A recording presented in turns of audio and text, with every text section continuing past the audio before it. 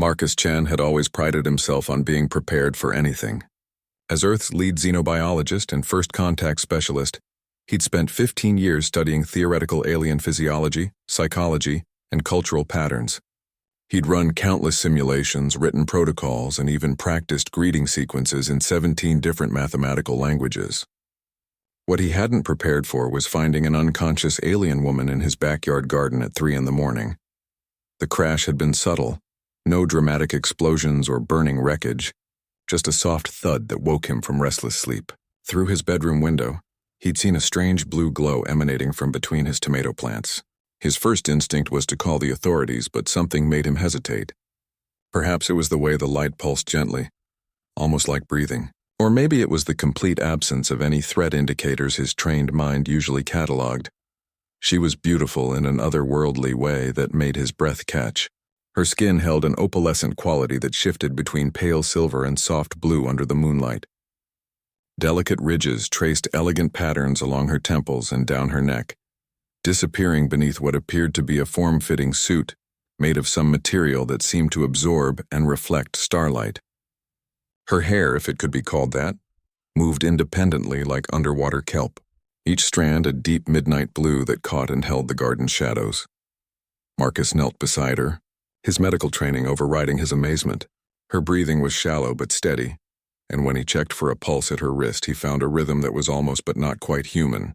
2 quick beats followed by a pause, then 3 more. Her skin was warm to the touch, warmer than human normal but not fevering. Most remarkably, she seemed to be healing before his eyes. A cut on her forehead was visibly closing, the edges knitting together with tiny sparks of that same blue light. The responsible thing would have been to contact the Global Defense Initiative immediately. First contact protocols were clear. Any extraterrestrial presence was to be reported within 30 minutes of discovery. But something about her vulnerability stopped him. She looked so small lying there among his vegetables, and the peaceful expression on her face suggested she wasn't a threat to anyone. Instead, Marcus carefully lifted her. She was surprisingly light, as if her bones were hollow like a bird's, and carried her into his house. He'd converted his spare bedroom into a medical bay years ago when his elderly father had lived with him, and though his father was gone now, the equipment remained functional. He placed her on the examination bed and began running basic scans. The results were fascinating and impossible in equal measure. Her cellular structure was similar to human, but with modifications that suggested adaptation to a higher gravity world and possibly a different atmospheric composition. Her bone density was remarkable, explaining how she could be so light yet clearly strong. Most intriguingly, her neural activity showed patterns he'd only seen in theoretical models, as if her brain operated on frequencies humans couldn't naturally access. She woke 6 hours later, as dawn light filtered through the medical bay windows. Marcus was dozing in the chair beside her bed when her eyes opened, large, expressive eyes that held flecks of gold swimming in deep violet pools. For a moment, they simply stared at each other across the vast gulf of species and understanding. Then she spoke, and her voice was like wind chimes in a gentle breeze. "Thank you for your kindness." Earth-human Marcus Chen, he nearly fell from his chair. "You know my name? You speak English?" She sat up carefully, her hair like appendages moving to frame her face in what he was beginning to recognize as expressions of emotion. "Your species broadcasts much information into space.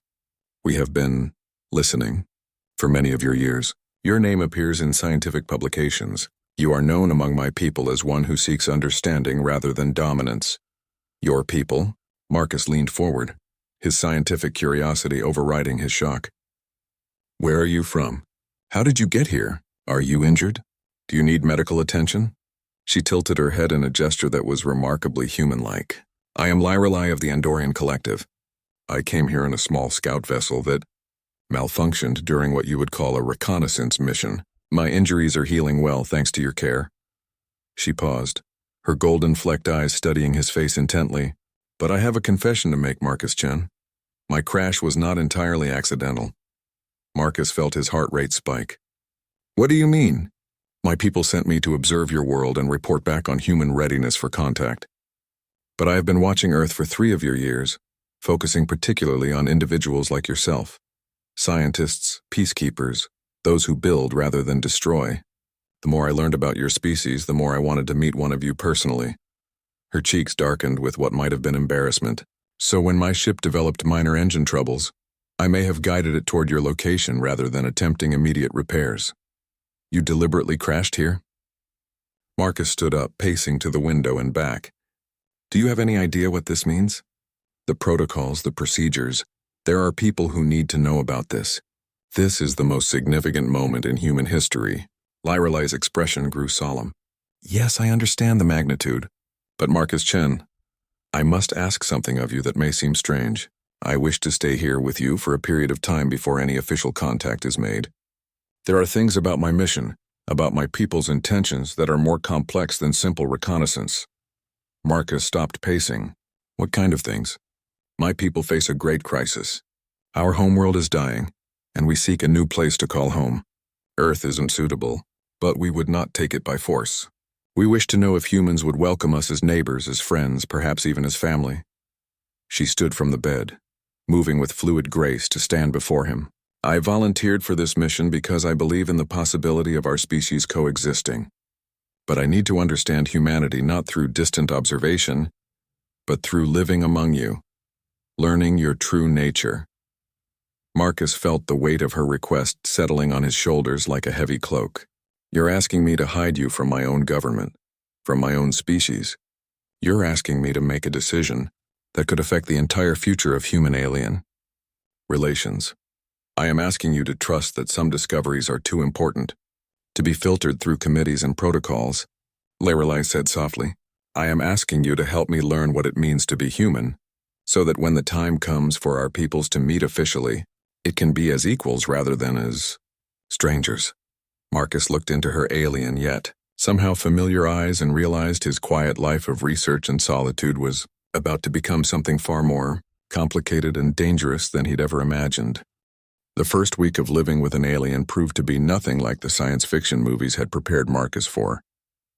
Lorelei was endlessly curious about everything, from the way his coffee maker worked to why humans kept plants inside their homes for decoration. She approached each new discovery with the enthusiasm of a child, yet her questions revealed an intelligence that often left Marcus feeling intellectually challenged. Your species creates art for no survival purpose, she observed on the third day, standing before a painting his sister had given him years ago.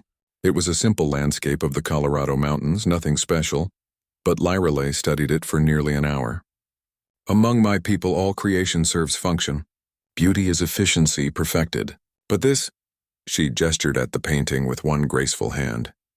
This serves only to please the eye and stir emotion. How wonderfully wasteful. Marcus couldn't help but laugh. Wasteful isn't usually how people describe art. Oh, but it is the most beautiful waste. Lyralei's hair-like appendages shimmered with excitement. To spend time and resources on something purely because it brings joy. This tells me more about humanity than all our surveillance could. My people would call this inefficient, but I think perhaps we are the ones who have been inefficient in forgetting how to create beauty for its own sake. These conversations became a daily occurrence. While Marcus worked from his home laboratory, Lorelei explored his house and the surrounding neighborhood with an anthropologist's eye.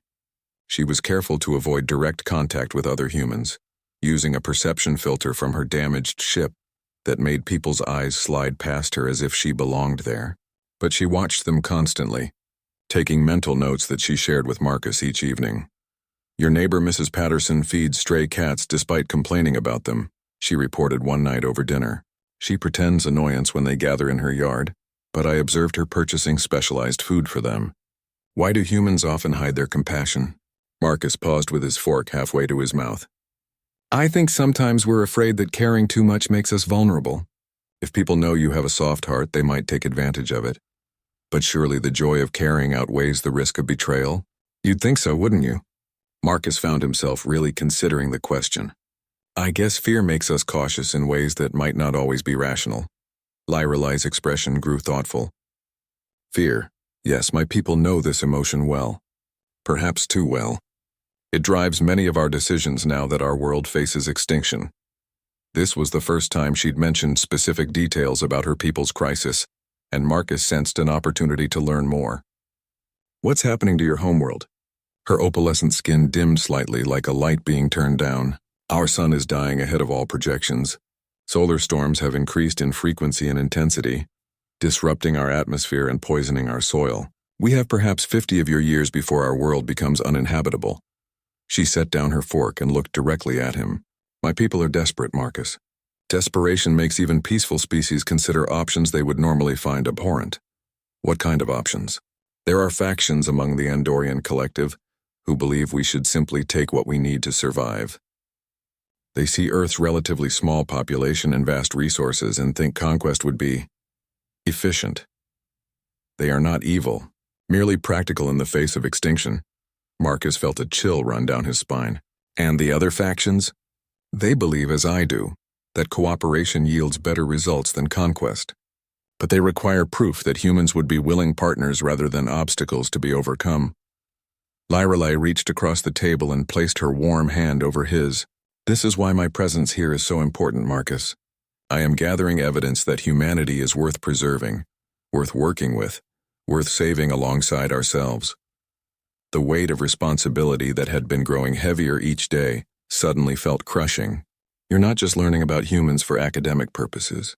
You're essentially conducting a trial to determine whether my entire species lives or dies. Not dies, Lorelei said quickly. My people are not monsters. But whether humanity remains free to choose its own destiny, or whether it becomes a protected population, under Andorian guidance. She squeezed his hand gently. I know it is a terrible burden to place on you, but please understand, I chose you specifically because your research, your writings, your entire approach to xenobiology suggests someone who believes in the possibility of peaceful coexistence. Over the following days, Marcus found himself seeing his own species through Lorelei's eyes. When she pointed out how humans would stop to help strangers with flat tires or lost pets, he began to notice these small kindnesses more often. When she marveled at the concept of public libraries, knowledge freely shared with all regardless of status or wealth, he remembered why he'd fallen in love with science in the first place. But she also witnessed humanity's darker aspects.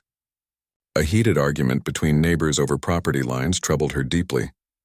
They have so much space on this world, she said afterward, yet they fight over boundaries as if each meter were precious as life itself. Territory is important to humans, Marcus tried to explain. It represents security, identity, ownership. But they could share. They could negotiate. They could find solutions that benefit all parties. She paused, her hair appendages moving, and what he'd learned indicated deep thought. Yet they choose conflict instead. This concerns the practical faction among my people. Marcus realized he was walking a tightrope. Every human behavior Lorelei witnessed would be weighed against her people's survival needs. He began taking her to places where she could see humanity at its best. Volunteer centers, community gardens, the local children's hospital, where people donated their time to brighten sick children's days. Your species fascinates me, she said after watching volunteers read stories to young patients. You are capable of such cruelty to one another, yet also such profound compassion toward those who cannot offer anything in return. These sick children provide no benefit to the adults who comfort them, yet your people flock here to help. Maybe that's exactly the point, Marcus realized as he spoke. We're at our best when we're not thinking about what we can gain from helping others. That night, as they sat on his back porch watching the stars, Lorelei made a confession that changed everything between them.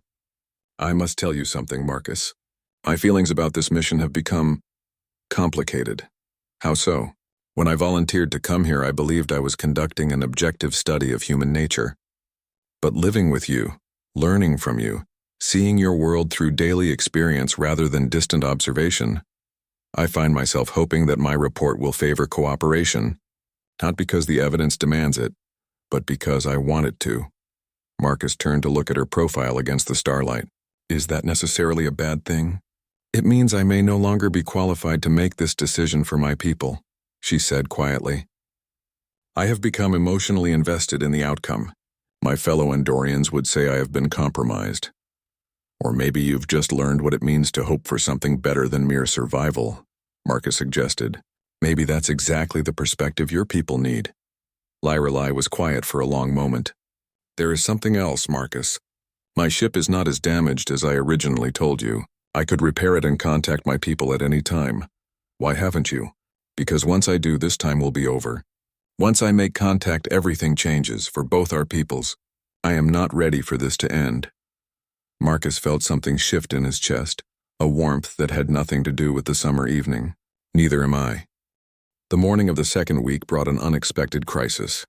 Marcus was preparing breakfast when Lyrali stumbled into the kitchen, her usually luminous skin pale and flickering like a dying light bulb.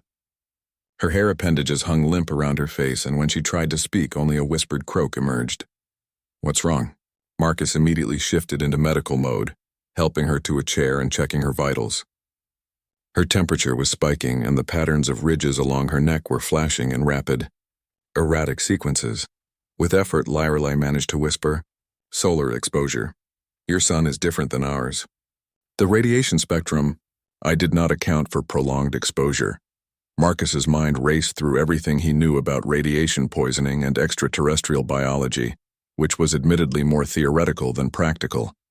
"What do you need? How do I help you?" "My ship," she breathed. "Medical bay. Has treatment protocols, but what? If I use the ship's medical systems, it will automatically send a distress signal to my people. They will come for me immediately." Marcus understood the implications immediately. Her people would arrive to find her in the company of a human who had been harboring her for 2 weeks without reporting the contact. The careful study she'd been conducting would be compromised, her mission incomplete, and any hope of peaceful first contact would be replaced by suspicion and potential hostility. Is there any other way to treat this? Lyrali's skin flickered more rapidly, and Marcus could see she was struggling to remain conscious.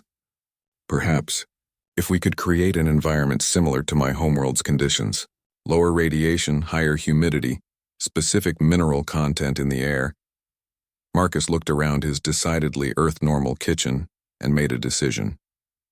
"I'm calling someone. A friend who can help." "No." Lyrali grabbed his arm weakly. "No others can know." "She won't betray us," Marcus said firmly. "Dr. Sarah Kim is my oldest friend and the best atmospheric engineer I know. If anyone can create artificial environmental conditions, it's her, and she owes me for covering for her during the Copenhagen conference incident." 20 minutes later, Sarah arrived at Marcus's door with a van full of equipment and the expression of barely controlled excitement. She was a small, energetic woman with prematurely gray hair and the kind of brilliant mind that could solve complex problems while others were still figuring out what questions to ask. "Marcus Chen, you beautiful genius," she said without preamble, wheeling a cart of atmospheric processors into his living room. "When you called and said you needed help creating an alien environment for a xenobiological emergency, I thought you'd finally snapped. But this..."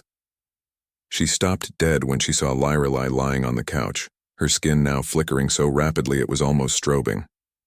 "Dr. Kim," Marcus said formally, "I'd like you to meet Lyrali. Lyrali, this is Sarah, the person who's going to save your life." To her credit, Sarah only stared for about 30 seconds before her professional instincts kicked in. Radiation poisoning from solar exposure? What's her atmospheric requirement? As Marcus relayed Lyrali's whispered specifications, Sarah began setting up equipment with practiced efficiency. "I can give you something close but not perfect. We'll need to seal off your living room, pump in a nitrogen-heavy atmosphere with trace minerals, reduce the lighting to minimize any additional radiation exposure." "Will it work?" Marcus asked. "Ask me in 6 hours," Sarah replied, not looking up from her atmospheric readings. While Sarah worked, Marcus sat beside Lyrali, monitoring her condition and learning more about her physiology than any human had ever known. Her people had evolved on a world with a cooler, more stable star. Their skin was designed to absorb and process specific wavelengths of radiation that Earth's sun produced in harmful excess. "It's like a tree trying to photosynthesize under a nuclear reactor," Sarah observed during one of her equipment checks. "Her cellular structure is incredibly sophisticated, but it's calibrated for completely different energy inputs." As the artificial atmosphere began to take effect, Lyrali's condition slowly stabilized. Her skin stopped its frantic flickering and began to glow with a steadier, softer light. By evening, she was conscious and able to speak normally, though still weak. "You revealed my presence to another human," she said to Marcus, though her tone was more curious than accusatory. "I made a judgment call. Your life was more important than maintaining secrecy." Lyreley turned her attention to Sarah, who was making final adjustments to the atmospheric processors. And you, Dr. Kim, how do you feel about learning that you are not alone in the universe? Sarah paused her work and considered the question seriously. Professionally? It's the most exciting thing that's ever happened to me. Personally? I'm terrified and fascinated in equal measure. But mostly I'm honored that Marcus trusted me enough to share this with me.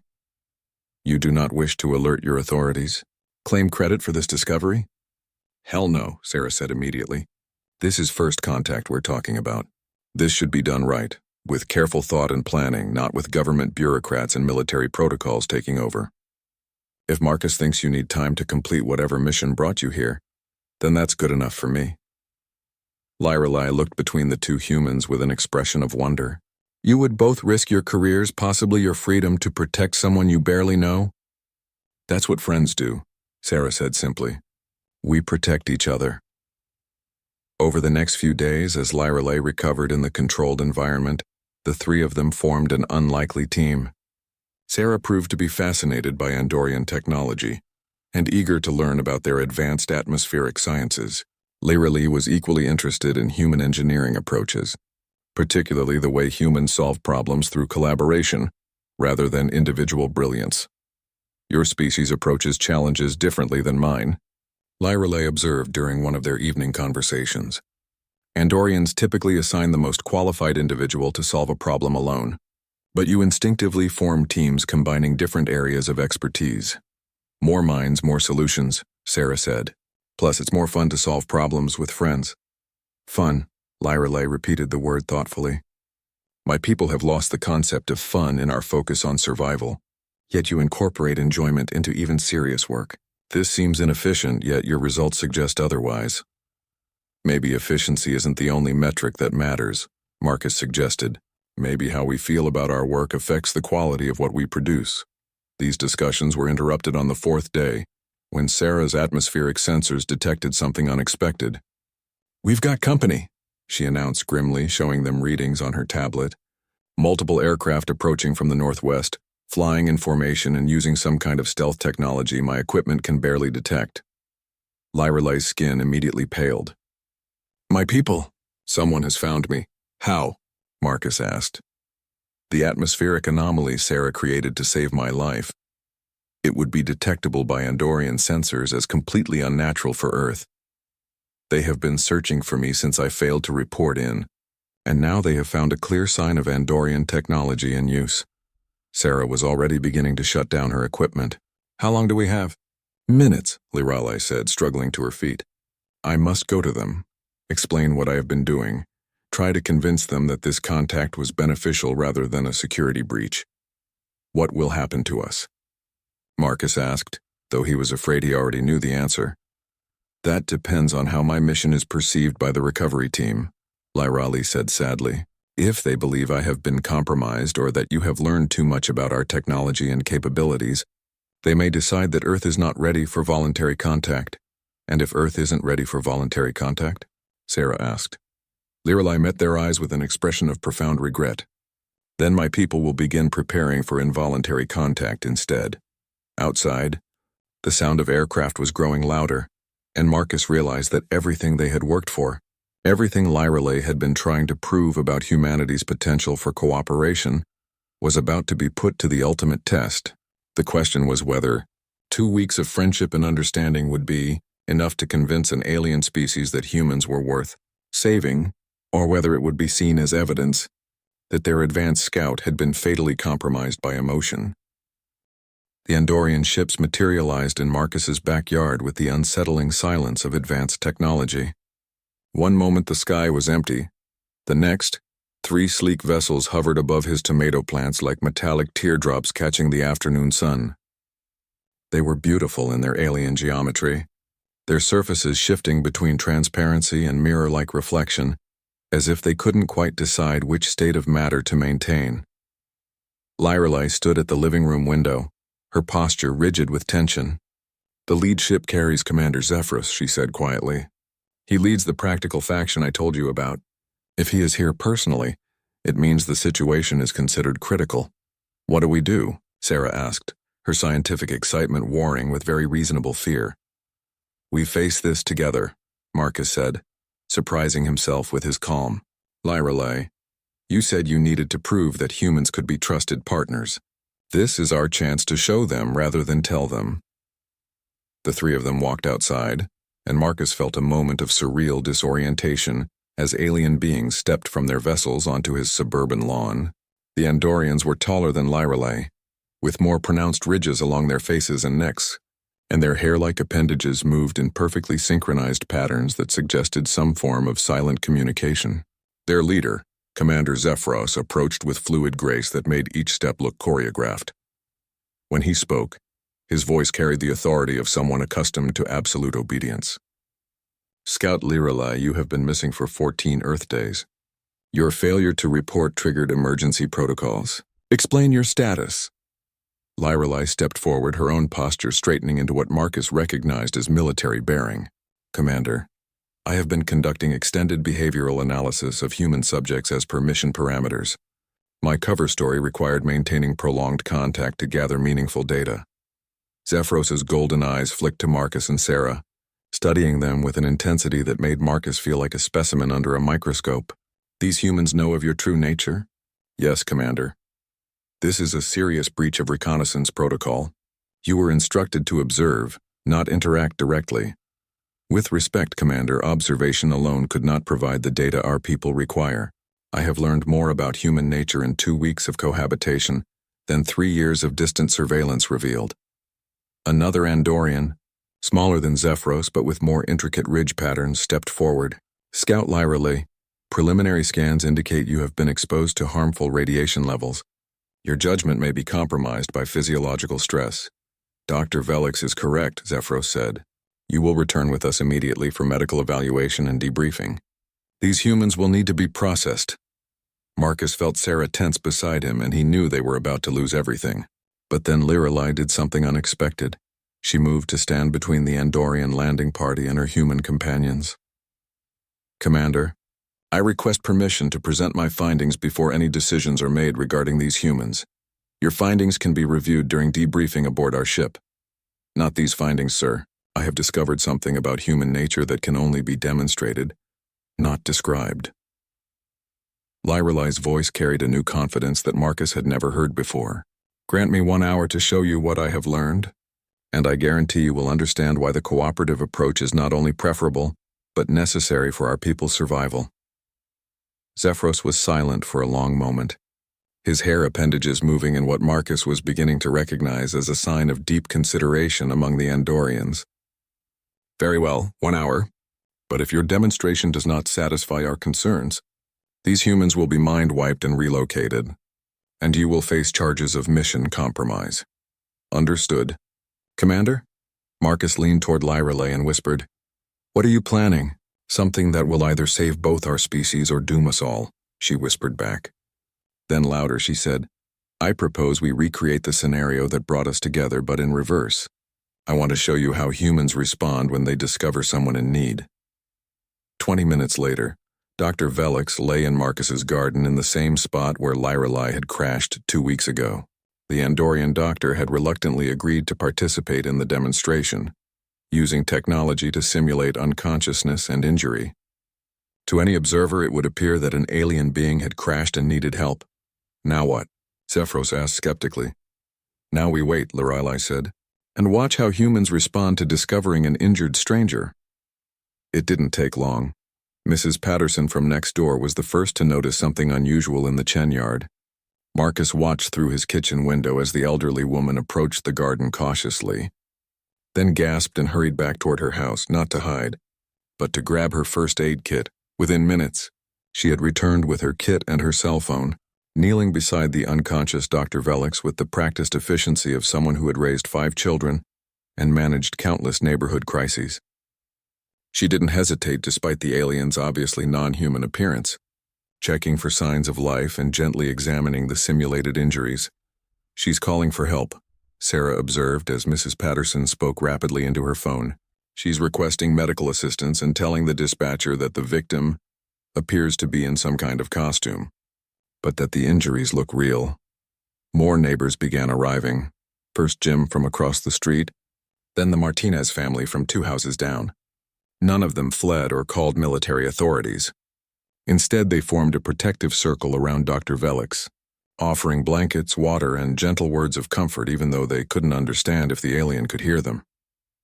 "Look at their faces," Lirelai said quietly to Commander Zephyros. "Do you see fear? Hostility? Desire to exploit or harm?" "I see. Concern," Zephyros admitted grudgingly. "But this is a small sample. Surely not all humans would respond this way." As if summoned by his skepticism, the sound of sirens filled the air. Local police and emergency medical services arrived within minutes, and Marcus held his breath as he watched uniformed officers approach the scene. This would be the real test. How would authority figures react to an obvious alien presence? The lead EMT, a young woman with kind eyes and steady hands, immediately took charge of the situation. She thanked the neighbors for their help, gently moved them back to give her room to work, and began a professional medical assessment of Dr. Velix. When her equipment gave strange readings, she didn't panic or call for military backup. She adapted, using her training and instincts to provide the best care she could for a patient unlike any she'd ever encountered. "Ma'am," the police officer said to Mrs. Patterson, "do you have any idea where this individual came from?" "I just found them like this," Mrs. Patterson replied. "I don't care if they're from Mars, they need help.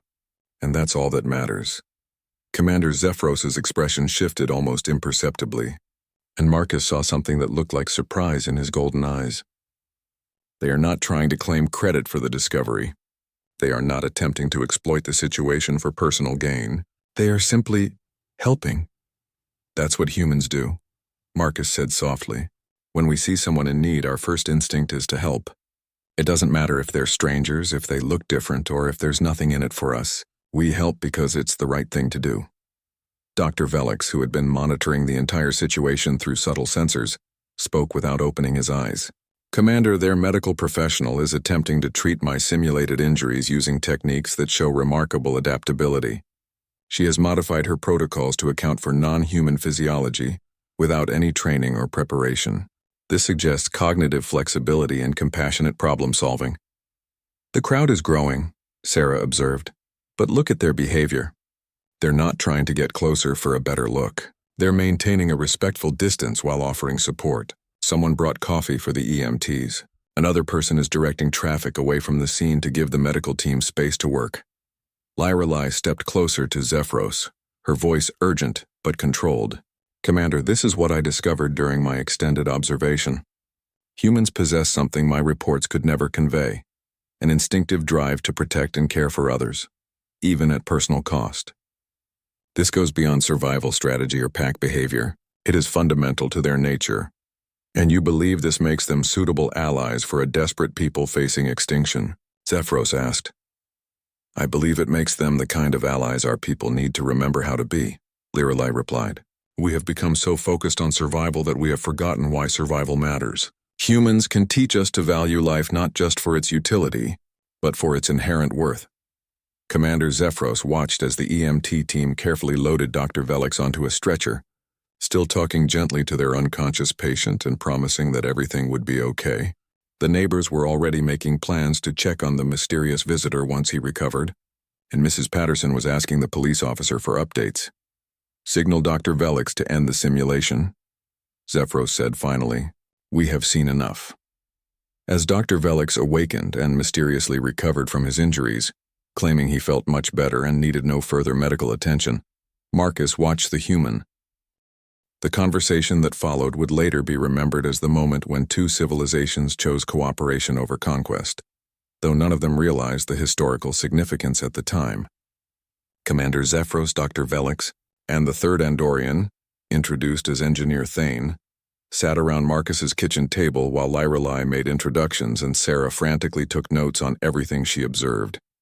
"Before we proceed," Zephyros said, his formal tone softening slightly, "I must understand the full scope of what has transpired here. Scout Lirelai, your mission was reconnaissance with minimal contact. Instead, you have established a cohabitation arrangement with humans, revealed our existence, shared our technology, and influenced their perceptions of our people. Explain your reasoning." Lirelai's posture remained confident as she replied, "Commander, Our standard reconnaissance protocols assume that we are observing primitive beings who lack the capacity for meaningful cultural exchange. But humans are not primitive. They are simply different. Their approach to problem solving, their social structures, their fundamental values, these cannot be understood through distant observation alone.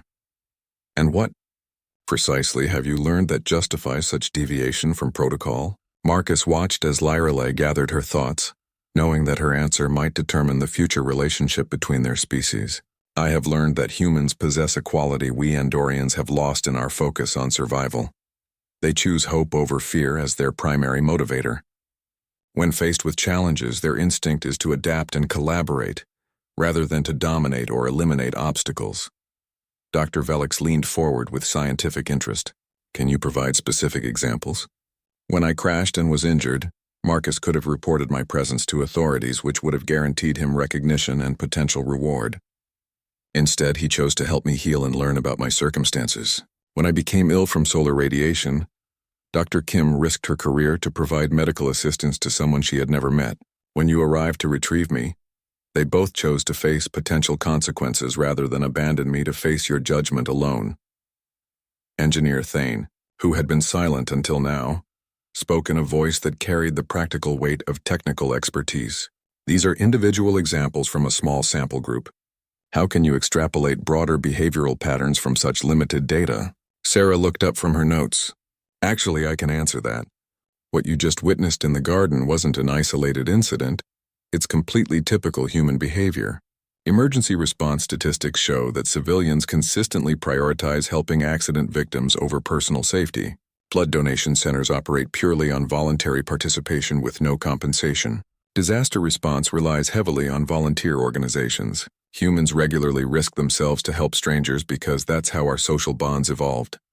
But you also wage wars, exploit resources, and compete destructively among your own species, Zephyros pointed out. How do you reconcile these contradictions? Marcus had been thinking about this question for 2 weeks. We're not perfect. We make mistakes, sometimes terrible ones, but our capacity for growth, for changing our minds when presented with new information, for feeling genuine remorse and working to do better, that's what makes us adaptable. We can learn from our failures in ways that many species apparently cannot. Our psychological profiles of humanity suggested a species driven primarily by tribal loyalty and resource competition, Dr. Velix said. Yet your behavior toward Lyrelei demonstrates loyalty extending beyond your own species. This was not predicted by our models. Maybe your models were based on observing us during conflicts and crises, Sarah suggested. But you've been watching us from a distance, probably focusing on our governments and military organizations. That's like judging Andorians based solely on your military protocols. It gives you one aspect of who you are, but not the complete picture. Lyrelei nodded enthusiastically. Exactly. I learned more about human nature by living in this house, watching Marcus interact with his neighbors, observing how strangers help each other in everyday situations, than all our surveillance data could provide. Commander Zephyros was quiet for several minutes, his hair appendages moving in complex patterns that Lyrelei had taught Marcus, indicated deep contemplation among Andorians. Finally, he spoke. You present compelling observations, but we face practical realities that cannot be resolved through good intentions alone. Our homeworld will become uninhabitable within 50 Earth years. We have a population of nearly 2 billion individuals who require relocation. Even with the best cooperative intentions, Earth cannot simply absorb that many refugees without massive disruption to both our peoples. Then, let's figure out how to solve that problem together, Marcus said. What are your people's specific needs? What resources do you require? What technologies do you possess that might benefit both species? Engineer Thane consulted a device that appeared to be some sort of advanced tablet.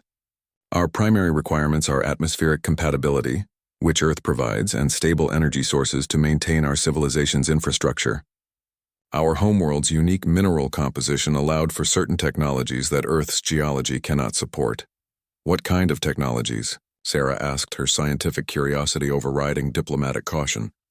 Crystalline computing matrices, atmospheric processors capable of terraforming entire continents, bioregenerative agriculture that can restore poisoned soil, technologies your world could benefit from if properly implemented. Marcus felt a spark of excitement. You're talking about technologies that could help solve Earth's own environmental challenges. Climate change, pollution, food scarcity, these are problems we're struggling with ourselves. But implementation would require massive cooperation between our peoples, Dr. Velix pointed out. Cultural integration on a scale never before attempted.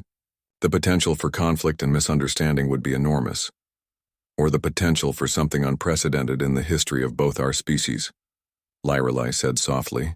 A true partnership between worlds where both peoples benefit and grow stronger together. That is a beautiful dream, Zephyros said. But dreams do not save dying worlds. No, but plans do, Sarah said firmly. And we've got some of the best minds from both species sitting right here at this table.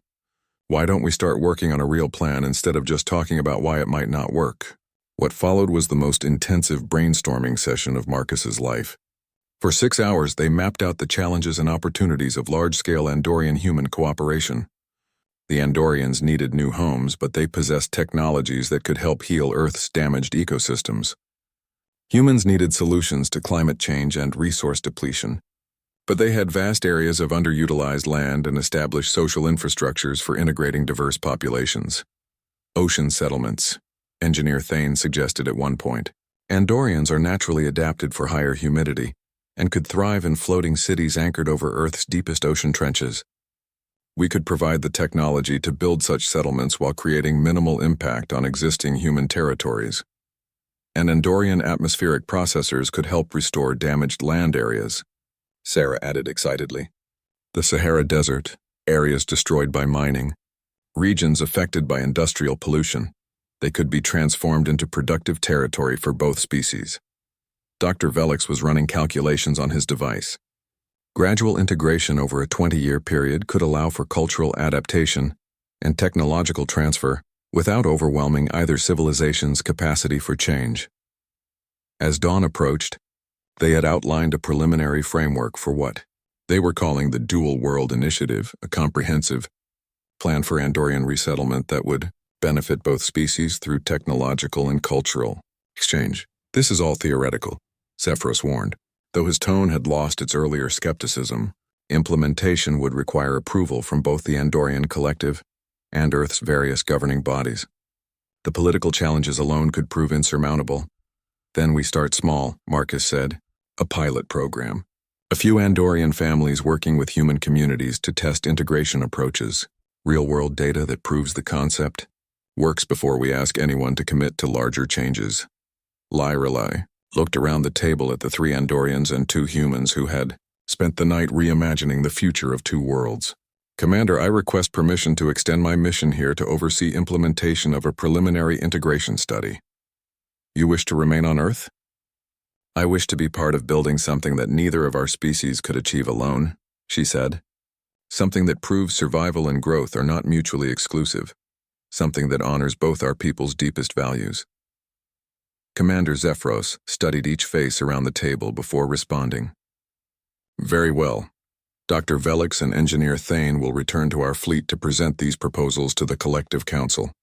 You, Scout Lyrelai, will remain here with a small support team to begin preliminary integration studies. Dr. Chen and Dr. Kim will serve as our primary human liaisons. What about the secrecy issue? Sarah asked. Eventually, more people are going to have to know what's happening. 3 months into the pilot program, Marcus's house had become the unofficial headquarters of the most important secret in human history.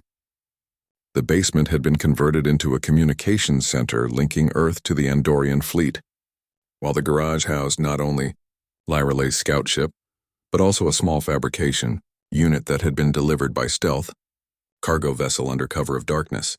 The integration study had expanded far beyond Marcus's original expectations. What had started as a single Andorian living with one human family had evolved into a carefully managed network of 12 Andorian volunteers placed with human families across 3 countries. Each placement was monitoring specific aspects of cultural compatibility, technological integration, and social adaptation. The results are better than we dared hope, Lyrelai reported during their weekly video conference with Commander Zephyros and the Collective Council. Integration success rates are approaching 90%. with most challenges stemming from minor cultural misunderstandings that resolve quickly once direct communication is established. Sarah, who had taken leave from her university position to serve as full-time program coordinator, pulled up holographic displays showing their collected data. The technological exchange benefits are already exceeding projections. Andorian atmospheric processing has increased crop yields by 30% in test areas, while human manufacturing techniques have improved Andorian equipment efficiency by 15%. Dr. Velix, participating from the fleet, looked pleased with the medical data. Health compatibility is optimal. Andorian immune systems are adapting to Earth's biological environment more successfully than predicted, while humans show no negative reactions to extended Andorian contact. But Marcus knew the real test wasn't in the data, it was in the stories. Like the Hendersons in Nebraska, whose Andorian guest Kaleth had helped them save their farm from drought using microatmospheric processors. Or Dr. Maria Santos in São Paulo, whose collaboration with the Andorian healer Thyra was revolutionizing treatment for autoimmune disorders. Each placement had become its own small miracle of cooperation.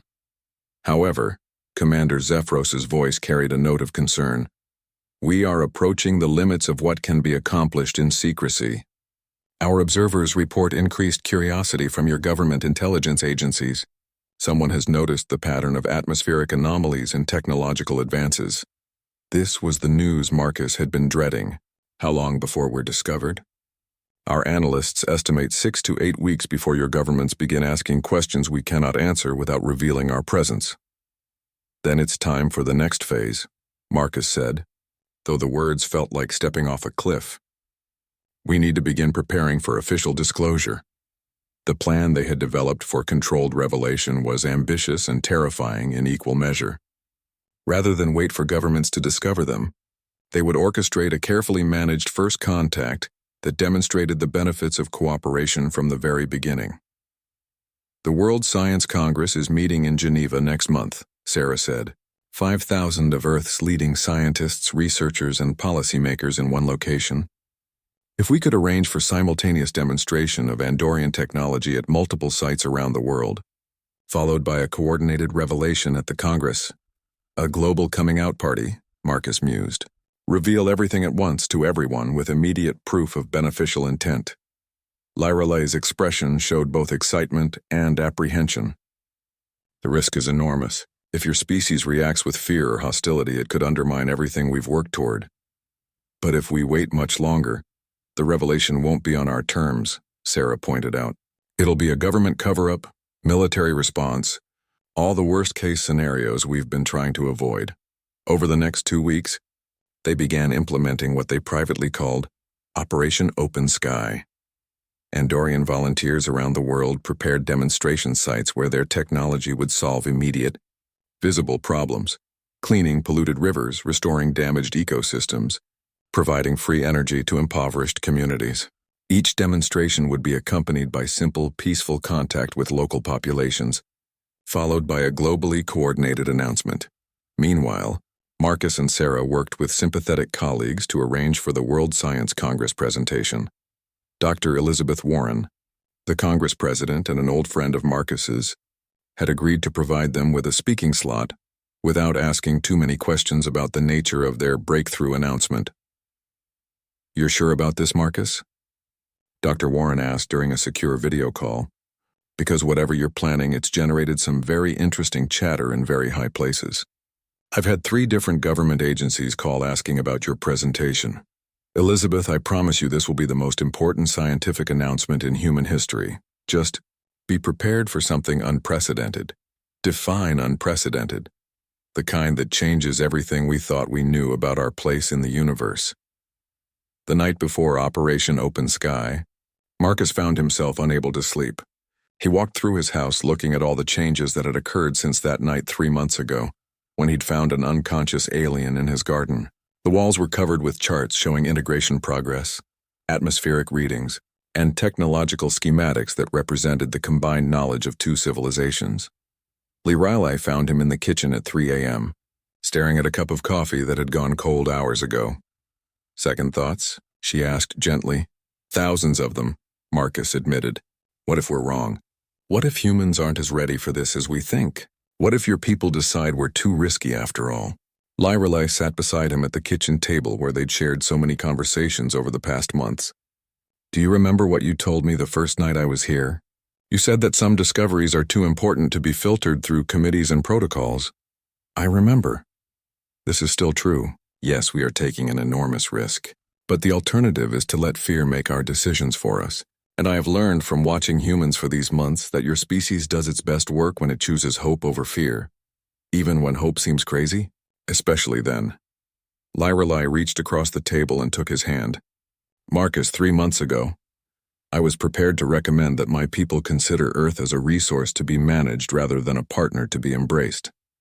Now I cannot imagine a future that does not include both our peoples working together as equals. That transformation happened because you were brave enough to help a stranger, and wise enough to trust that cooperation could yield better results than isolation. The next morning, Operation Open Sky commenced at precisely 12 GMT. In São Paulo, Thyra and Dr. Santos announced their breakthrough in autoimmune treatment at a packed medical conference, revealing Thyra's true nature, as they demonstrated healing techniques that had been impossible the week before. In Kenya, Andorian atmospheric processors began cleaning decades of pollution from Lake Victoria, while local officials watched in amazement. In Nebraska, the Hendersons held a press conference at their restored farm, introducing Caliph to the world as the friend who had saved their land.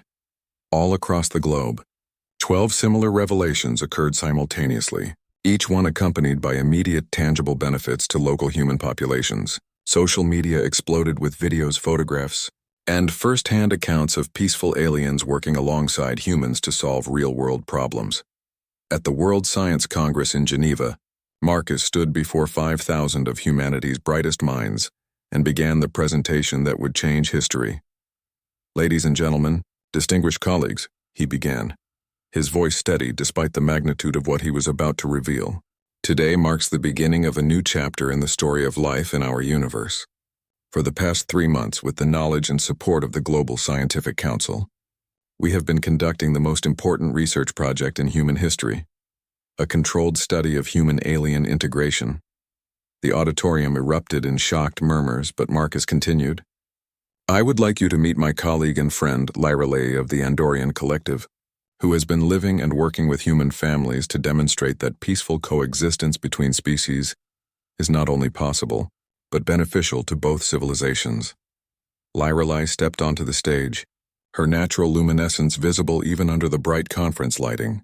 The auditorium fell silent as 5,000 brilliant minds tried to process what they were seeing. People of Earth, Lyrelei said, her voice carrying clearly through the hall's audio system. My people face extinction on our dying homeworld. We came to your world seeking refuge, but we have found something far more valuable: partnership. In 3 months of living among you, we have learned that humans possess qualities our civilization has lost in our struggle for survival. You have reminded us that life is worth preserving not just for its own sake, but for its potential to grow, to hope, and to create beauty in the darkness. Marcus stepped forward again. The demonstrations you are seeing worldwide today represent just the beginning of what our species can accomplish together. We invite you to help us prove that cooperation between civilizations can create outcomes neither could achieve alone. 5 years after Operation Open Sky, Marcus stood on the observation deck of New Harmony, humanity's first joint orbital station, watching Earth turn slowly below him. The planet looked different now. The brown scars of pollution had given way to green patches where Andorian atmospheric processors had restored damaged ecosystems, while glowing nodes of light marked the locations of the new fusion crystal, power plants that had replaced fossil fuel infrastructure across 6 continents. Hard to believe it all started with a crash landing in your tomato garden, Sarah said, joining him at the viewing port. She wore the insignia of the Interspecies Council, her role as Director of Cultural Integration having evolved far beyond anything they could have imagined during those early days. Sometimes I still wake up expecting to find it was all a dream, Marcus admitted, that I'll go downstairs and find my kitchen empty, my life normal, and the universe a much lonelier place. Through the station's transparent aluminum walls, they could see one of the massive Andorian Arc ships approaching Earth's orbit. The vessel was graceful despite its enormous size, designed to carry 50,000 refugees from their dying homeworld to new homes among the stars. This was the 7th such ship to arrive in the past 2 years, and each one carried families who would be integrated into human communities through the program that had grown from their small pilot study. The integration statistics from the latest arrivals are remarkable, Sarah said, consulting her tablet. 94% successful placement rate, with most challenges resolved within 30 days of arrival. The host families actually request to participate now. We have waiting lists in most regions. Marcus nodded, remembering the early days when finding 12 families willing to participate had seemed impossible. The transformation in human attitude toward the Andorians had been one of the most encouraging discoveries of the entire program. When people saw the tangible benefits of cooperation, cleaner air, restored farmland, revolutionary medical treatments, unlimited clean energy, fear had quickly given way to enthusiasm. Dr. Chen, Dr. Kim, a familiar voice called from across the observation deck. They turned to see Lyrelai approaching, but she was no longer the injured refugee Marcus had found in his garden. As the appointed ambassador between worlds, she carried herself with confidence and authority, though her smile remained as warm as ever. The council meeting is about to begin. The Interspecies Council had been established 2 years after first contact to manage the growing complexity of human-Andorian cooperation.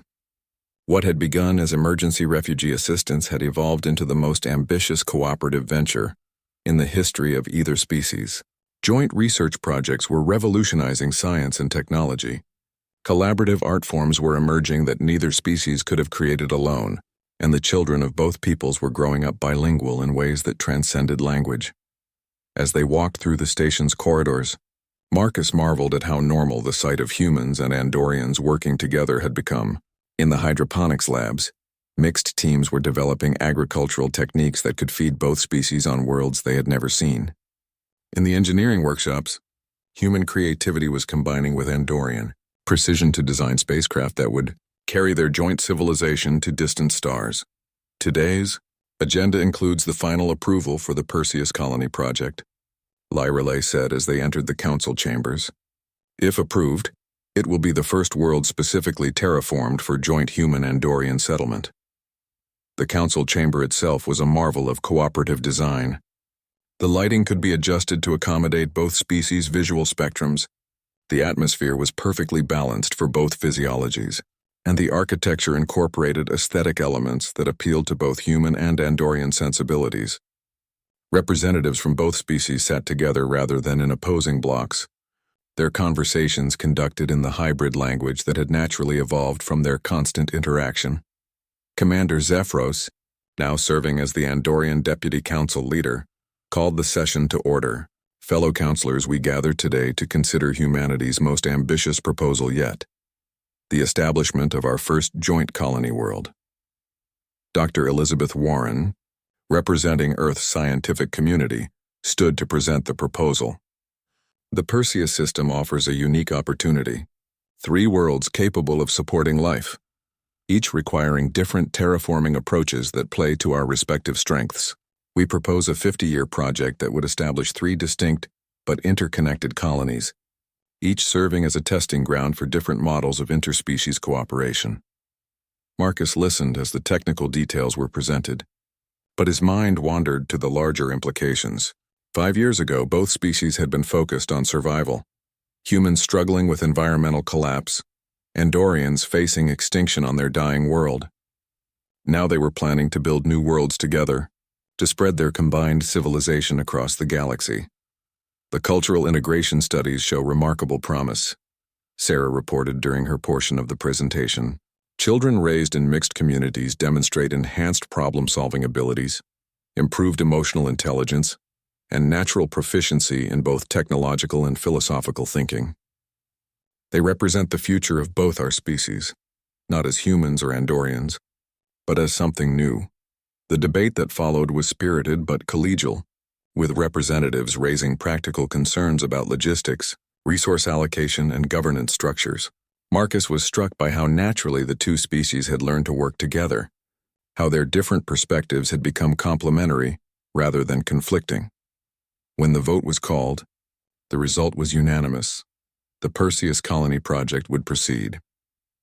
After the formal session ended, Marcus found himself in the station's botanical garden, a space that had become his favorite retreat during his frequent stays at New Harmony. The garden combined plants from both worlds, creating an ecosystem that could only exist through cooperation between species. Lyrelei found him there, as she often did when he needed to think. "Regrets?" she asked, settling beside him on a bench surrounded by flowers that glowed softly in response to their presence. "None at all," Marcus said, and realized he meant it completely. "I was just thinking about that conversation we had the night before Operation Open. Sky, you asked me if I was having second thoughts. And you said you had. Thousands of them. But you know what I realize now? The second thoughts weren't about whether we were doing the right thing. They were about whether we were brave enough to see it through." Marcus looked around at the impossible garden they sat in, at the diverse group of beings working together beyond the transparent walls, at the stars where their combined peoples would soon build new homes. "It turns out we were. Both our species were," Lyrelei agreed. "Humans chose to trust despite their fear, and Andorians chose to hope despite their desperation. Together we created something neither could have achieved alone." Through the garden's viewing window, Marcus could see Earth hanging in space like a blue-green jewel, its surface now marked with the geometric patterns of atmospheric processors and the soft glow of fusion crystal cities. Beyond it, Andorian ships moved in steady streams, bringing more refugees to their new homes and carrying mixed crews to explore distant worlds. The children born on the Perseus colonies will never know a universe where humans and Andorians were separate peoples, Lyrelei mused. To them, cooperation between species will be as natural as breathing. "Maybe that's the real measure of success," Marcus said. "Not that we learn to work together, but that we're creating a future where working together is the only way anyone can imagine living." A soft chime indicated the station's evening rotation was beginning, and the garden's bioluminescent plants began their nightly display of synchronized light patterns. Marcus watched the colors dance across Lyrelei's face and remembered the first night he'd seen that same ethereal glow in his backyard garden. "Do you ever miss it?" he asked. "The simplicity of before? When the biggest decision was whether to report finding an alien in your tomatoes." Lyrelei laughed, a sound like wind chimes that had become one of Marcus's favorite sounds in any language. "Do you know what I miss? The certainty that we understood our place in the universe, but what we gained in return, the complexity, the possibilities, the knowledge that we're part of something larger than ourselves. It's worth every moment of uncertainty." As they sat together in the impossible garden, watching Earth and stars and the ships that carried their combined peoples toward an unimaginable future, Marcus reflected on the strange path that had brought them to this moment. An alien guest who had insisted on staying, a human who had been brave enough to let her, a friendship that had become a partnership that had become a new way of existence itself. The universe, it turned out, was a much more welcoming place when you were willing to share it. And in the gardens of New Harmony, under the light of human and Andorian stars, the future continued to grow toward possibilities that neither species could have dreamed of alone. The woman who had been an alien guest had indeed stayed, and in staying had helped both their peoples discover what it truly meant to be at home among the stars.